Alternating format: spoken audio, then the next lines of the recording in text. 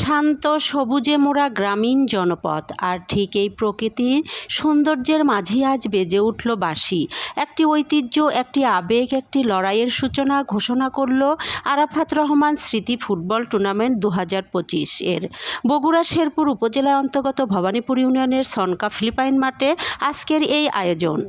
উক্ত অনুষ্ঠানে প্রধান অতিথি হিসেবে উপস্থিত ছিলেন মির্জা আব্দুল বারী ইউনিয়ন বিএনপি সভাপতি, আব্দুল রশিদ মকুল সহসভাপতি, শেরপুর উপজেলা প্রভাষক আব্দুল মালেক স্যার সহ বিএনপি যুবদল ছাত্রদলের সকল কর্মীবৃন্দ। যেন এক নীরব জনপদে প্রাণের নবজাগরণ। এই ফুটবল টুর্নামেন্টটির আয়োজক ভবানীপুর ইউনিয়ন ছাত্রদল তাদের এই উদ্যোগ প্রমাণ করে গ্রামীণ যুব সমাজ এখনও ঐতিহ্য ও খেলাধুলাকে কেন্দ্র করে একত্রিত হতে জানে। আজকের উদ্বোধনী ম্যাচটি শুধু একটি খেলার সূচনা নয়, এটি নতুন প্রজন্মের জন্য একটি বার্তা। ফুটবল আবার ফিরুক মাঠে, ফিরুক হৃদয়ে। আজকের খেলায় অংশ নেওয়া দুটি শক্তিশালী দল সিরাজগঞ্জ স্পোর্টিং ক্লাব ও বোটেরহাট স্পোর্টিং ক্লাব। দুটি দলই মাঠে নামে আত্মবিশ্বাস নিয়ে, কিন্তু শেষ হাসে বোটেরহাট স্পোর্টিং ক্লাব। 2-0 গোলে জয়লাভ করে তারা দক্ষতা, কৌশল ও দৃঢ় মানসিকতার এক অনন্য প্রদর্শন দেখায়। গোটা খেলায় সিরাজগঞ্জ স্পোর্টিং ক্লাব চেষ্টা চালিয়ে গেলেও তারা গোলের মুখ খুঁজে পায়নি। তাদের ডিফেন্স যথেষ্ট দৃঢ় হলেও বোটেরহাট স্পোর্টিং ক্লাবের গতি ও পরিকল্পিত আক্রমণের সামনে তা টিকতে পারেনি।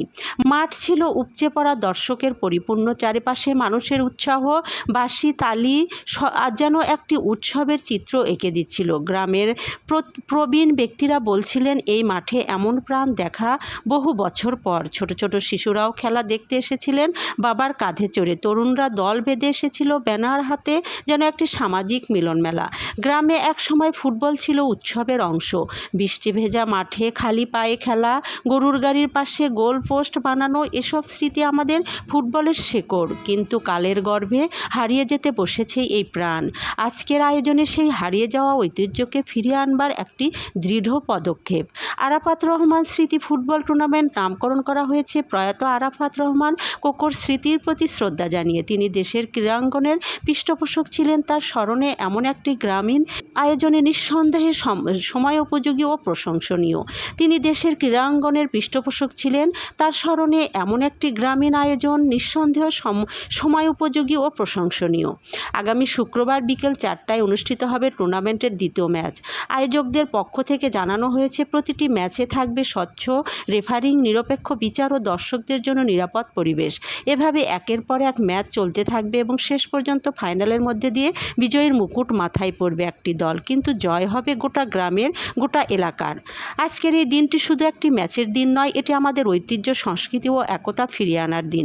ভবানীপুর ইউনিয়ন ছাত্রদলের এই প্রয়াস আমাদের শিখিয়ে দেয়, যদি ইচ্ছা থাকে তবে নতুন প্রজন্মের হাত ধরে হারিয়ে যাওয়া ঐতিহ্যকে ফিরিয়ে আনা সম্ভব। আসুন আমরা সবাই এই টুর্নামেন্টের সাফল্য কামনা করি। খেলার মাঝেই আছে বন্ধন, একতা ও মানবিকতার সুর। এর মধ্যে যেটা একেবারেই মন ছুঁয়ে গেল সেটা হলো আজকের এই টুর্নামেন্টের অনন্য উদ্বোধন মুহূর্তটা। সাদা রঙের কবুতর একসঙ্গে উড়িয়ে দেওয়া হলো আকাশে। মুক্ত শান্তির প্রতীক সেই কবুতরগুলোর যেন পুরো আকাশটা এই খেলার উত্তেজনাকে শুভেচ্ছা জানালো। সেই সাদা কবুতর যেন বার্তা দিয়ে গেল, এই খেলা শুধু প্রতিযোগিতা নয়, এটা বন্ধুত্ব, একতা আর সৌহার্দ্যের প্রতীক। এই খেলার মধ্যে দিয়েই নতুন সম্পর্ক গড়ে ওঠে, ভ্রাতৃত্বের বন্ধন দৃঢ় হয়। ছোট ছোট গ্রাম কিংবা শহরের এইসব টুর্নামেন্টই তো আমরা খুঁজে পাই মিলেমিশে থাকার অনুপ্রেরণা।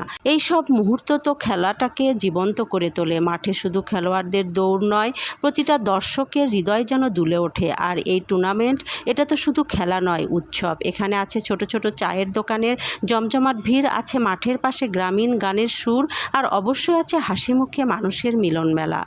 এই তো মাঠে খেলা শুরু হয়ে গেছে। দুদলের খেলোয়াড়েরা চোখে মুখে অদম্য সাহস আর জয়ের ক্ষুধা নিয়ে দৌড়াচ্ছে। বলের পিছনে যেন তাদের প্রতিটি পায়ের ছাপ ফুটে উঠছে মাঠের সবুজ ঘাসে। এক পাশ থেকে আরেক পাশে দারুণ সমন্বয়। গোল পোস্টের সামনে যখন এক খেলোয়াড় বলটা নিয়ে ঢুকে পড়ে, তখন পুরো মাঠের দর্শক যেন নিঃশ্বাস বন্ধ করে অপেক্ষা করে গোল হবে কি না। ভিডিওটি যদি ভালো লেগে থাকে তাহলে অবশ্যই লাইক, কমেন্ট, শেয়ার আর ফলো দিয়ে পাশে থাকবেন, কারণ আপনাদের এক একটি ফলো আর শেয়ার আমাকে নতুন নতুন ভিডিও আপলোড করতে উৎসাহিত করে। ধন্যবাদ সবাইকে।